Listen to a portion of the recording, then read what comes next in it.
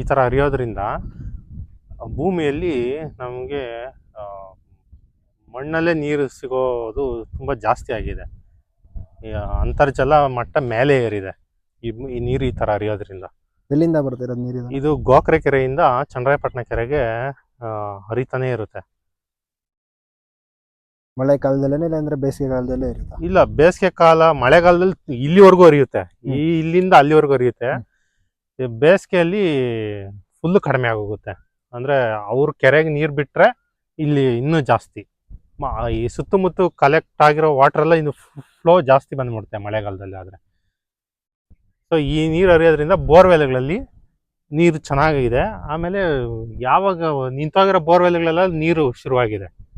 ಹಂಗಾಗಿ ತೋಟ ಮಾಡೋದಕ್ಕೆ ಇಷ್ಟೊಂದು ಸ್ವಲ್ಪ ಈಸಿ ಆಗಿದೆ ಜನಗಳಿಗೆ. ಇವಾಗ ಎಷ್ಟೊಂದು ಜನ ನೀವು ನೋಡ್ಬೋದು ನಮ್ಮ ಕಡೆ, ಅವರು ಬರೀ ರೇಷ್ಮೆಗೆ ಫಿಕ್ಸ್ ಆಗಿದ್ರು.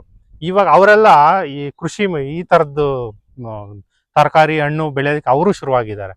ನಮ್ಮೂರಲ್ಲಿ ಸರಿ ಸುಮಾರು ಒಂದು 150ರಿಂದ 180 ಎಕರೆ ಅಂದಾಜು ದಾಳಿಂಬೆ ಹಾಕಿದ್ದಾರೆ. ಈ ಸಲ ಫಸ್ಟ್ನೇ ಕ್ರಾಪ್ ಬರ್ತಾ ಇದೆ. ಅದೆಲ್ಲ ನೀರು ತುಂಬ ಭೂಮಿಯಲ್ಲಿ ಮೇಲೇನೆ ಬರ್ತಾ ಇರೋದಕ್ಕೆ ಅಂತರ್ಜಲ ಮಟ್ಟ ಅವರು ಈ ಬೆಳೆ ಇಡಕ್ಕೆ ಸಾಧ್ಯವಾಗಿದೆ.